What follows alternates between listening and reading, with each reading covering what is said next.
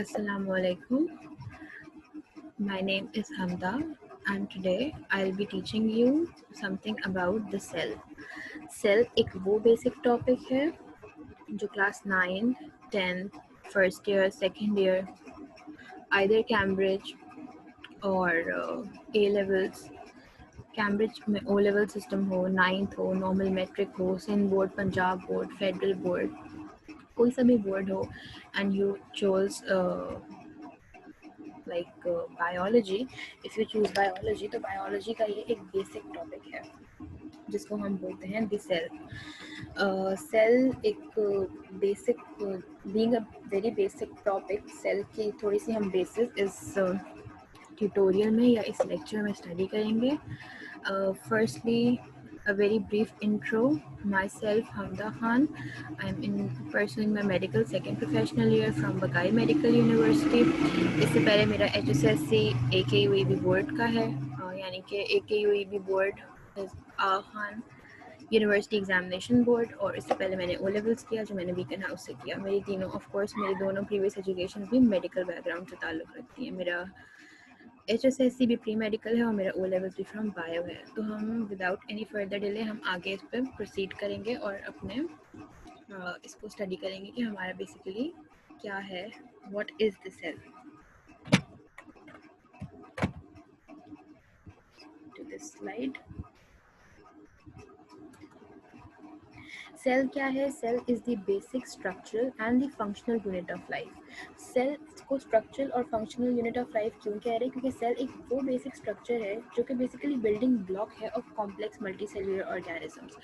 जैसे for example अगर एक बिल्डिंग को हम बनाते हैं तो बिल्डिंग के लिए बेसिक चीज़ क्या होती है कि उसकी फाउंडेशन के अंदर हम किसी ब्रिक को यूज़ करें. सेम एज दैट सेल क्या करता है? Cell is the building block of life. चाहे वो प्लांट की बात करें चाहे हम एनिमल की बात करें, सेल दोनों के अंदर एक बिल्डिंग ब्लॉक ऑफ लाइफ है, यानी कि लाइफ को स्टार्ट करने में मदद देता है. जब एक लाइफ स्टार्ट होती है तो वो लाइफ स्टार्ट होने का एक जो ऑफिशियल प्रोसीजर है वो स्टार्ट ही हमेशा सेल डिवीजन से होता है. यानी हम इनिशियली अगर कोई भी चीज़ अगर अपनी एग्जिस्टेंस में आ रही है so it is because of the cell. Cell के अंदर क्या होता है, कैसा होता है, सेल के बारे में हमें कैसे पता चला, इसे हम आगे पढ़ेंगे. Next, our topic is emergence and the implication of cell theory.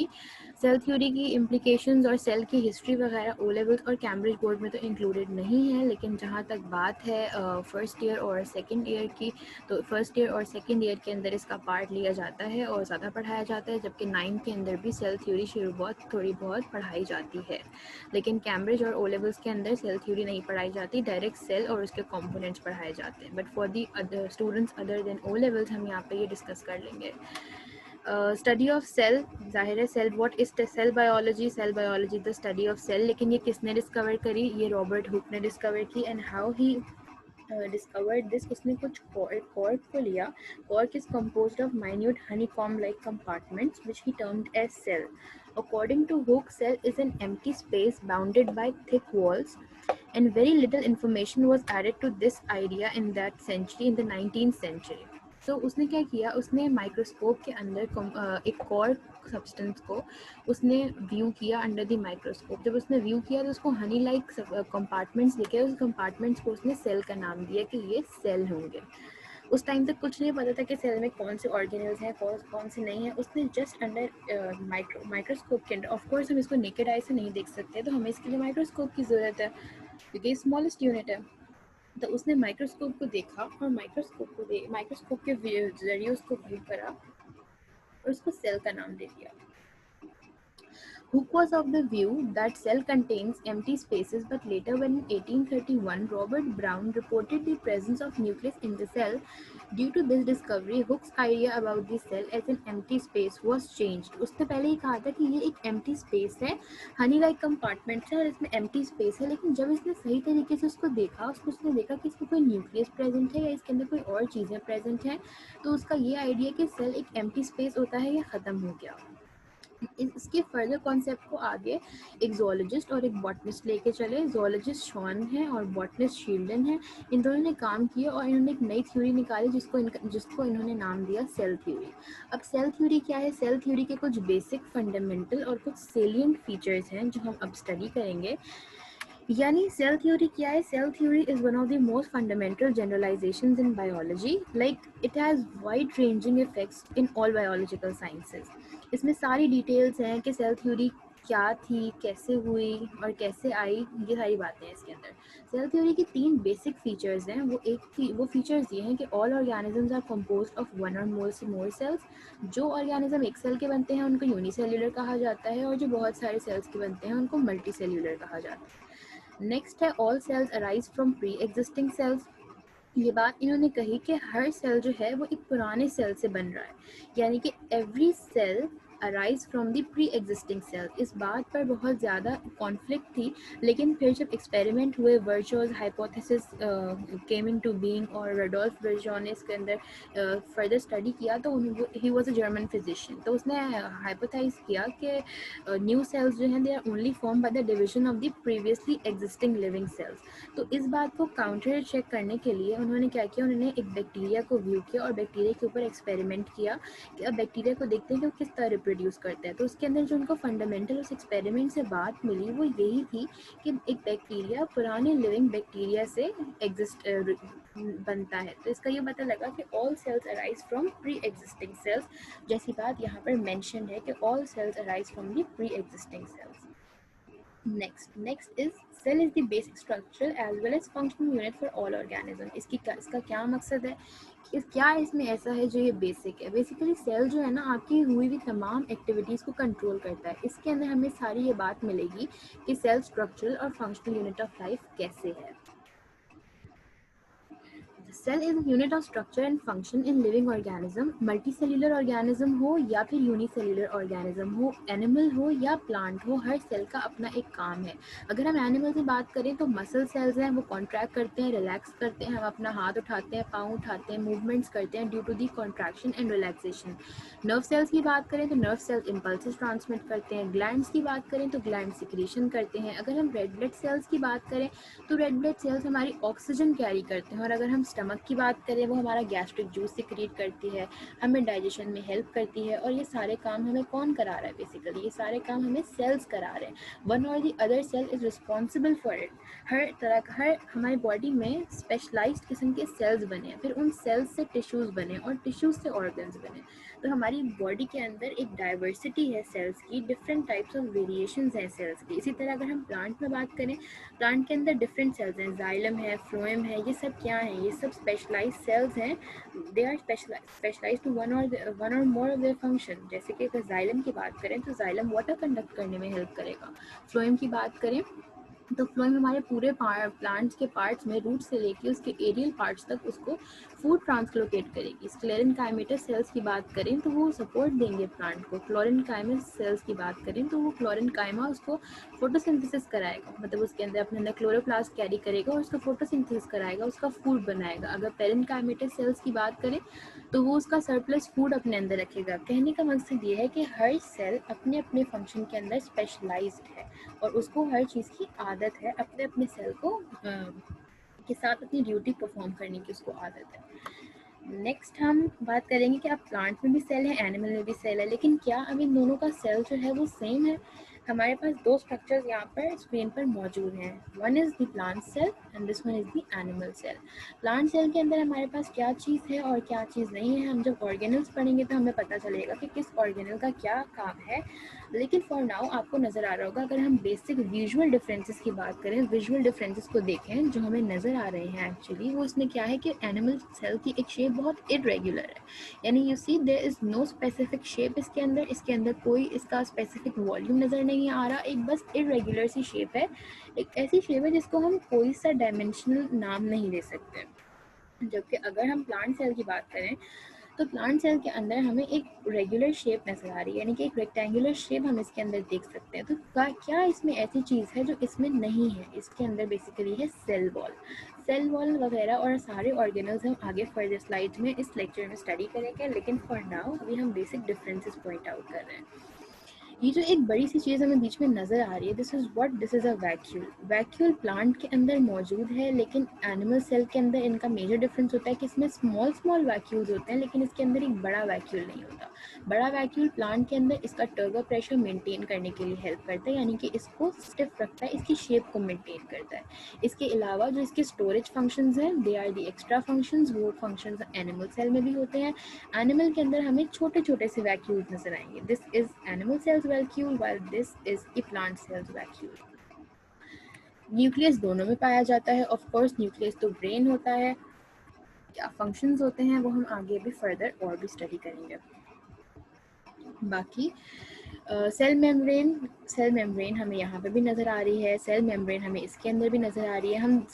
हम सिमिलैरिटीज़ और डिफरेंसेस को पॉइंट आउट कर सकते हैं अभी सिर्फ लेबलिंग से, क्योंकि अभी हमने फंक्शंस नहीं पढ़े कि किसके क्या फंक्शंस होते हैं, लेकिन just to give a very rough idea मैं आपको इसका कंपैरिजन दिखा रही हूँ।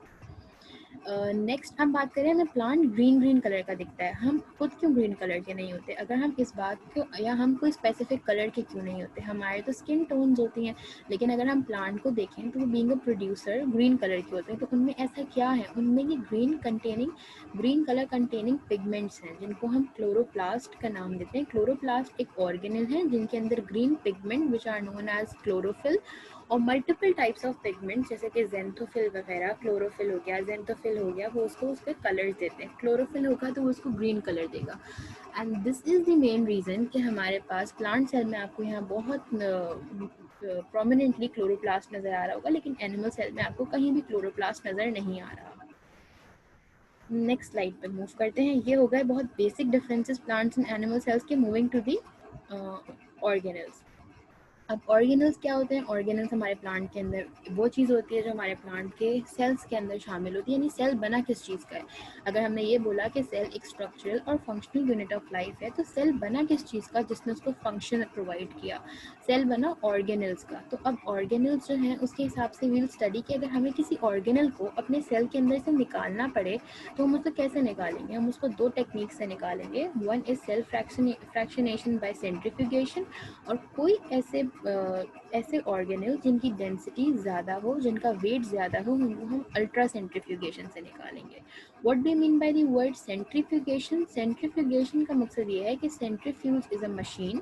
ये मशीन के अंदर ऑफ कोर्स सेंट्रीपिटल फोर्स से चलती है, यानी कि सर्कुलर मूवमेंट में ये मशीन मूव करती है। इसके अंदर हम किसी भी टेस्ट ट्यूब के अंदर अपने सेल का सैंपल डाल दें, और अपने सेल का सैंपल, और या अगर हम किसी ब्लड का सैंपल डाल दें, ब्लड में वाइट ब्लड सेल्स भी होते हैं, रेड ब्लड सेल्स भी होते हैं, प्लाज्मा होता है, प्लेटलेट्स होते हैं।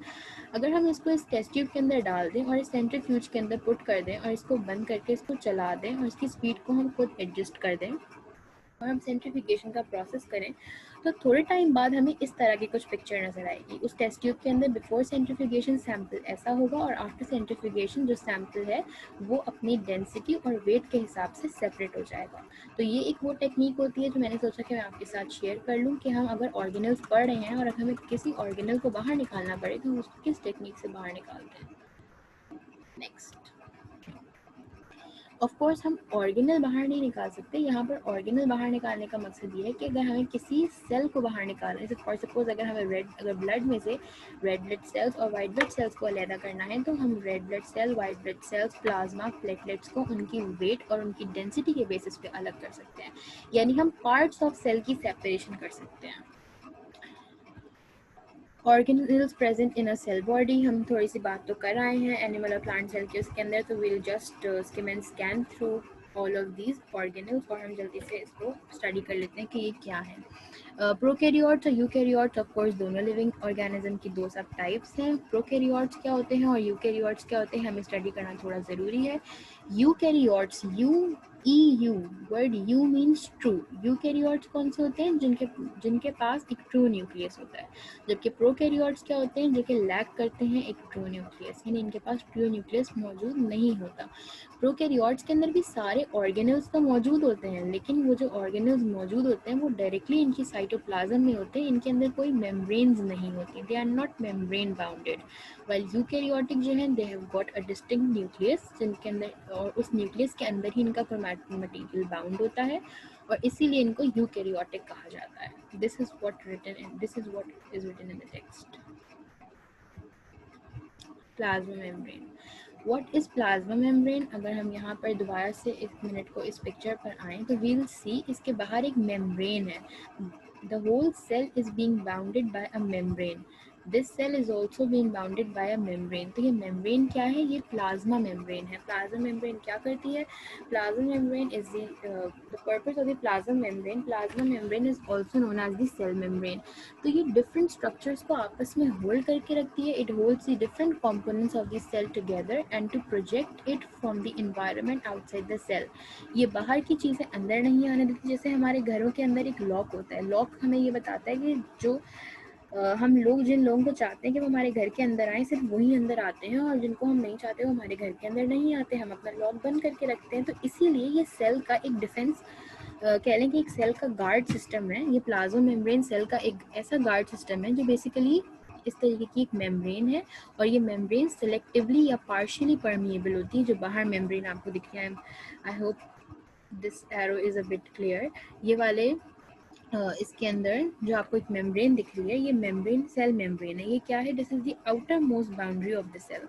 ये बनती कैसे है? 80% प्रोटीन होता है, वाइल 20 to 40% इसके अंदर लिपिड होता है, and a very small amount of carbohydrate से ये पूरी लिपिड लेयर बनती है। The protein layers are not continuous and they are not confined to the surface of the membrane, but they are embedded in the, you see these lipid layers, they are embedded in the lipid layers। यानी कि जो हमारा protein है वो हमारे पास कहाँ पे है? वो हमारी लिपिड लेयर्स के अंदर embedded है। अगर हम यहाँ पर जिस तरह ये देख सकते हैं तो यहाँ पर हमारा क्या है? ये जो ये हमारे पास ये वाली डायग्राम है, इसके अंदर हमारे प्रोटीन्स के अंदर embedded है। तो cell membrane is composed of lipid bilayer which is sandwiched between the inner and the outer layers of protein। ये सैंडविच हो गया ना, एक ऊपर एक यहाँ पे हमारे पास एक फॉस्फोलिपिड बाइलेयर आ गई, और यहाँ हमारे पास प्रोटीन मॉलिक्यूल्स आ गए। तो ये इसके अंदर सैंडविच नहीं हम इसको कह सकते, लेकिन हम ये कह सकते हैं कि ये प्रोटीन जो है इसके अंदर एम्बेडेड है। तो बेसिकली इसका काम क्या हुआ? इसका काम ये हुआ कि जो ट्रांसपोर्ट ऑफ मटेरियल्स है ये उनको लुक आफ्टर करती है, सेलेक्टिवली परमिएबल होती है, और हमारे कौन सी चीज़ें क्रॉस करनी है, कौन सी नहीं क्रॉस करनी है, उनको लुक आफ्टर करती है कि हमारा सेल ज़्यादा चीज़ों को लूज़ ना करे और कुछ बहुत अनवांटेड गेन ना कर ले और सेल अपने आप को नुकसान ना पहुंचा दे। एंड दिस अलाउज ओनली, यही वाली बात यहाँ लिखी हुई है कि it allows only selective materials to pass through. और जो ट्रांसपोर्ट होती है या जिन मटेरियल्स को ये अलाउ कर देती है, वो मटेरियल्स जो होते हैं वो एक्टिव या पैसिव ट्रांसपोर्ट के थ्रू होते हैं। What do mean by the word active? Is always and active transport is with the use of energy, यानी कि ये हमेशा ऑपोजिट टू द ग्रेडियंट होता है, यानी कि from low concentration to high concentration जाता है। तो इसीलिए ये हमेशा with the help of energy होता है, active transport. Next we have is the most important thing, the brain of the cell, जिसको कहा जाता है। इसको हम ब्रेन ऑफ द सेल क्यों कहते हैं? इसमें ऐसा क्या है जो हम इसको ब्रेन ऑफ द सेल कहते हैं? बेसिकली ये न्यूक्लियस, जैसे हमारे अंदर हमारा दिमाग होता है, दिमाग हमारी बॉडी का कंट्रोल सेंटर होता है ना। हम जो कमांड देते हैं हमारा दिमाग उस चीज़ को एक्सेप्ट करता है और उसके अकॉर्डिंगली वर्क करता है। बिल्कुल इसी तरीके से न्यूक्लियस जो है ये ब्रेन ऑफ द सेल है।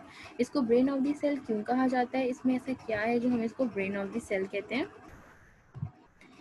ब्रेन ऑफ द सेल हम इसको इसलिए कहते हैं कि न्यूक्लियस इज, और ये हमेशा सिर्फ एक बहुत इंपॉर्टेंट बात बिफोर वी प्रोसीड, कि nucleus is only visible when the cell is in non dividing stage. यानी कि जब भी हमारा सेल अपनी नॉन डिवाइडिंग स्टेज में होता है तो हमारा सेल के उस वक्त हमारा सिर्फ न्यूक्लियस जो होता है वो विजिबल होता है। नेक्स्ट ये है कि न्यूक्लियस के अंदर क्या क्या चीज़ें होती हैं। न्यूक्लियस के अंदर एक बहुत डेंस बॉडी प्रेजेंट होती है जिसको हम न्यूक्लियोलस का नाम देते हैं। और न्यूक्लियोलस का नाम हम इसलिए देते हैं कि इसके बाहर कोई न्यूक्लियर एनवेलप नहीं होता। न्यूक्लियस के अंदर क्या क्या चीज़ें होती हैं? न्यूक्लियस के बाहर एक न्यूक्लियर एनवेलप होता है। न्यूक्लियर मेम्ब्रेन या न्यूक्लियर एनवेलप यहाँ पर जो मैंशनड है ये इसको प्रोटेक्ट करता है। ये इसकी अपनी मेम्ब्रेन है। सेल के बाहर तो मेम्ब्रेन है ही है, लेकिन न्यूक्लियर मेम्ब्रेन भी इसको प्रोटेक्शन देता है। अंदर जो हम ये मटेरियल देख रहे हैं, दिस इज क्रोमैटिन। क्रोमैटिन वो मटेरियल होता है, these are the thread like chromosomes, जो कि बेसिकली तमाम हेरिडिटरी मटेरियल को अपने अंदर कंटेन करते हैं। और हेरिडिटरी मटेरियल को कंटेन करने का मकसद है कि इनके पास तमाम बेसिक इंफॉर्मेशन प्रेजेंट होती है जो कि सेल डिवीजन और जीन से या जेनेटिक इंफॉर्मेशन से रिलेटेड होती है। न्यूक्लियस के बाहर हमारे पास न्यूक्लियर पोर्स मौजूद होते हैं। न्यूक्लियर पोर्स अंदर और बाहर जाने में चीज़ों को ट्रांसपोर्ट करने में हेल्प करते हैं। और न्यूक्लियोलस को इटसेल्फ किसी मेम्ब्रेन की ज़रूरत नहीं होती, क्योंकि ये एक बहुत ही डेंस बॉडी होती है। और न्यूक्लियस करता क्या है, न्यूक्लियस के फंक्शन मैंने आपको बता दिए। न्यूक्लियस का फंक्शन ये होता है कि ये हमारे जो सेल को, जो हमारे सेल का ब्रेन होता है, तमाम जो एक्टिविटीज़ होती हैं वो ये न्यूक्लियस कंट्रोल करता है। It is the control centre of the cell. इसके अंदर डीएनए, आरएनए, प्रोटीन्स और तमाम activities, hereditary material nucleus contain करता है। कि बॉडी को क्या जीन टाइप देनी है, बॉडी को कौन सा जीन देना है, बॉडी को कौन सी टाइप ऑफ शुगर देनी है, कौन सी टाइप ऑफ प्रोटीन देनी है, हमारे सेल को क्या करना है, ये सब सारी एक्टिविटीज़ का डिसीजन हमारा न्यूक्लियस लेता है। It is the most fundamental organelle of the cell. Cell wall animal में लैक करती है और सिर्फ प्लांट सेल्स के अंदर प्रेजेंट होती है। अगर एनिमल्स में सेल वॉल होती तो हम इतने इजीली बेंड नहीं हो सकते, बैठ नहीं सकते, मूवमेंट्स नहीं कर सकते, हमारी फिगर बिल्कुल भी फ्लेक्सिबल नहीं होती, हम बहुत ही रिजिड किस्म के होते हैं। तो सेल वॉल क्या करती है, एक प्लांट को रिजिडिटी प्रोवाइड करती है। ये एक ऐसा स्ट्रक्चर होता है, सेल वॉल की 3 लेयर्स होती हैं, primary wall, secondary wall and the middle lamella.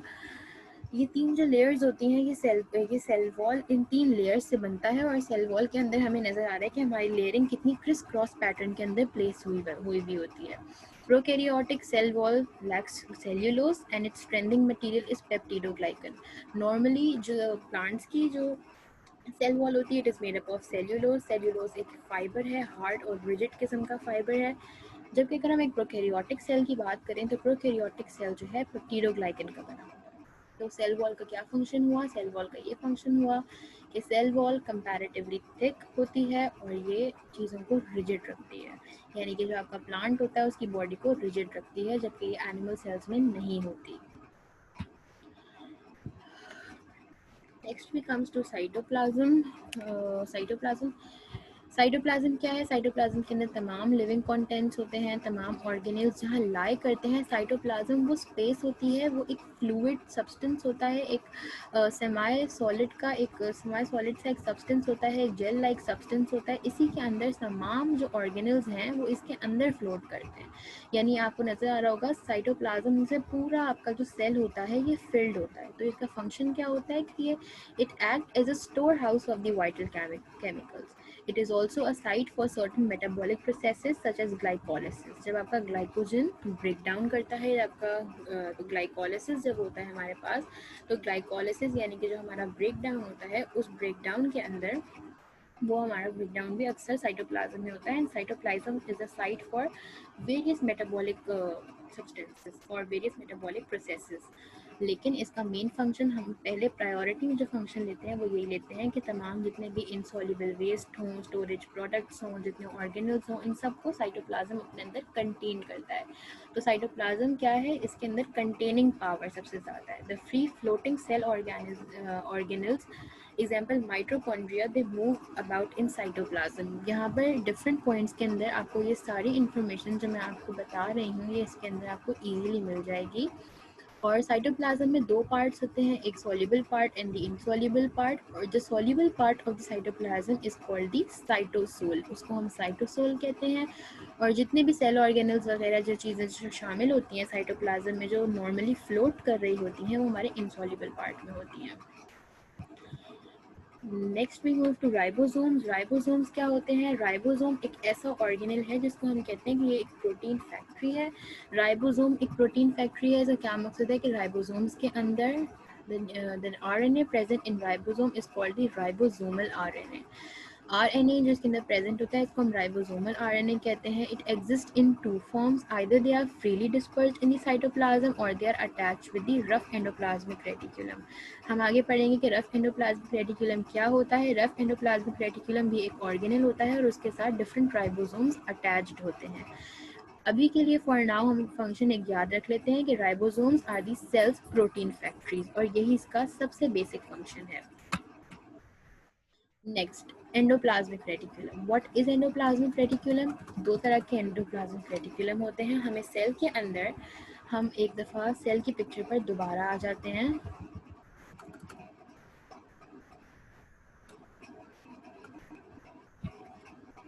यहाँ पर सेल की पिक्चर आ गई। जो इस तरीके से हमें ये वेसिकल स्ट्रक्चर्स दिख रहा है, जो बहुत सारी मल्टीपल वेसिकल्स यहाँ पर जुड़ी हुई हैं, ये क्या होती हैं? You see rough endoplasmic reticulum. कुछ एंडोप्लाज्मिक रेटिकुलम को हम रफ एंडोप्लाज्मिक रेटिकुलम कहते हैं, और एक टाइप ऑफ एंडोप्लाज्मिक रेटिकुलम को हम स्मूथ एंडोप्लाज्मिक रेटिकुलम कहते हैं, सॉरी। तो one is RER and the other is SER. What is RER? A rough form with attached ribosomes is rough endoplasmic reticulum, and a smooth form is known as the smooth endoplasmic reticulum.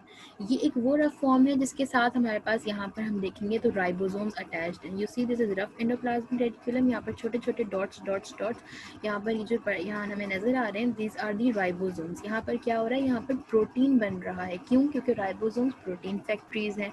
हम ये बात पढ़कर आए हैं। अगर हम smooth endoplasmic reticulum की बात करें तो इनका कुछ ऐसा एज सच मेजर फंक्शन नहीं होता, इनके कुछ साइड फंक्शंस होते हैं, और उसमें से इनका एक फंक्शन मेजर ये होता है कि they help to detoxify the harmful drugs. जो हार्मफुल ड्रग्स वगैरह होती हैं उनको डिटॉक्सिफाई करती हैं with the help of peroxisomes. वो हम आगे पढ़ेंगे कि व्हाट आर पेरोक्सीजोन्स। लेकिन फॉर नाउ हमें ये बात पता होनी चाहिए कि इसके अंदर स्मूथ एंडोप्लाज्मिक रेटिकुलम में जो यहाँ पर हमें नजर आ रही है, जो सिंपल वेसिकल स्ट्रक्चर है, यहाँ पर हमें बात दिख रही है कि इसमें कोई राइबोसोम नहीं है, तो यहाँ पर कोई प्रोटीन की सिंथेसिस नहीं होगी, while in the rough endoplasmic reticulum protein synthesis होगी। Next is the Golgi apparatus. What is Golgi apparatus? Golgi apparatus क्या है? ये associated vesicles हैं, they are known as the Golgi apparatus. यहाँ पर इसके ये एक folding structures हैं। कुछ के पास हमें outer convex surface दिखेगा, कुछ के अंदर हमें inner concave surfaces दिखेगा। जो inner concave surface है, जो concave जो surface हमें जो नज़र आएगा, ये हमारा maturing phase होता है। Concave surface is always the maturing phase, while the convex surface is the their outer surface. वो उनका outer surface होता है, और जो उनका concave surface होता है वो उनका maturing phase होता है, उनके अंदर inner होता है वो present। जो प्रोटीन पीछे जो यहाँ पर हमने जो पढ़े, जो प्रोटीन यहाँ पर रफ एंडोप्लाज्मिक रेटिकुलम में सिंथेसाइज हुए थे, वो डायरेक्टली कहाँ आ गए? वो आ गए हमारी गोल्जी बॉडीज़ के अंदर। जब वो हमारी गोल्जी बॉडीज़ के अंदर आए तो यहाँ आकर वो ग्लाइकोप्रोटीन में कन्वर्ट हो जाएंगे। तो गोल्जी बॉडी का काम क्या हुआ कि the synthesised protein which traveled from rough endoplasmic reticulum and came to the Golgi apparatus. After coming here to the Golgi apparatus, it got converted into the glycoprotein. जो वो आया वो कन्वर्ट हो गया इसके अंदर ग्लाइकोप्रोटीन के अंदर। तो ये यहाँ पर इसका फंक्शन हो गया कि इसको ग्लाइकोप्रोटीन के अंदर इसको कन्वर्ट कर देता है उस प्रोटीन को जो कि रफ एंडोप्लाज्मिक रेटिकुलम से बनकर आता है। Golgi complex is concerned with the cell secretion. Secretions are products formed within the cell on ribosomes and then pass to the outside through the endoplasmic reticulum and Golgi apparatus. ये वाली बात है कि इसके अंदर हमारे पास जितनी भी चीज़ें हैं, जितना ये Golgi apparatus की जो वेसिकल्स हैं, इनसे से कुछ सिक्रीशंस होती हैं और ये आगे जाके Golgi बॉडी में सर्कुलेट हो जाती हैं। What is lysosome? Lysosome basically कहते हैं कि एक सेल का एक डिस्पोजल सिस्टम होता है। कोई भी चीज़ जो सेल के अंदर प्रॉपर्ली फंक्शन नहीं कर रही होती, या कोई भी ऐसा फॉरेन मॉलिक्यूल जो हमारे सेल के अंदर एंटर हो जाता है, वो इमीडिएटली कौन उसको इनगल्फ कर लेता है अपने अंदर? Lysosome.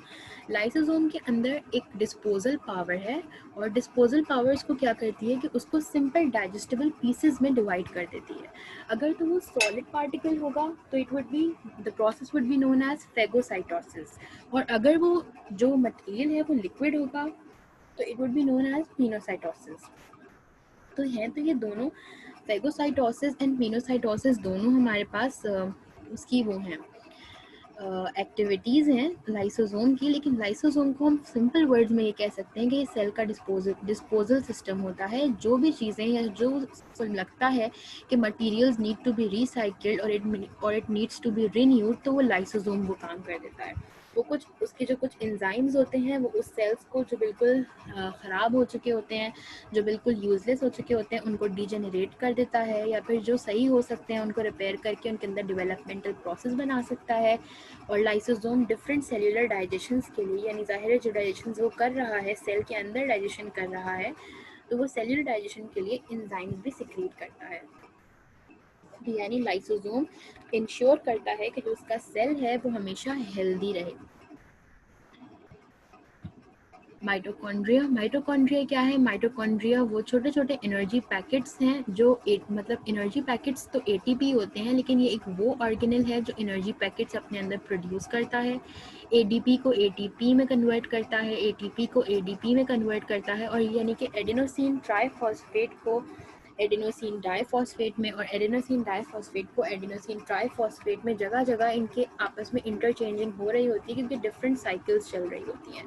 For suppose Krebs cycle और डिफरेंट काइंड ऑफ साइकिल, जो हम ग्लाइकोलिसिस की इतनी साइकिल्स हम पढ़ते हैं, क्रेब्स साइकिल हम आगे पढ़ते हैं, तो हर तरह के जो साइकिल्स के अंदर जो चेंजेस हो रहे होते हैं वो सब with the use of energy हो रहे होते हैं। और एनर्जी एक सेल को कहाँ मिलती है? माइटोकॉन्ड्रिया में मिलती है। अगर सेल के पास एक्स्ट्रा एनर्जी हो तो वो माइटोकॉन्ड्रिया में एटीपी की फॉर्म में जाकर स्टोर हो जाती है। तो हम दूसरे वर्ड्स में ये कहते हैं कि mitochondria is the power house of the cell.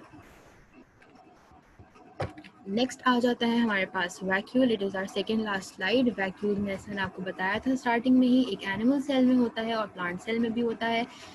Plant cell holds a central vacuole while animal cells hold multiple vacuoles which are several small vacuoles। इसके अंदर ये इसका पर्पस स्टोरेज होता है, इसका पर्पस स्टोरेज भी होता है और ये भी होता है कि ये एक बड़ी सी चीज़ है यहाँ पर, तो ये अपनी तरफ चारों तरफ ये प्रेशर लगाएगी और प्रेशर लगा के ये इस प्लांट को बिल्कुल स्टिफ शेप में रखेगी और इसको टर्गर प्रोवाइड करेगी, टर्गर प्रेशर।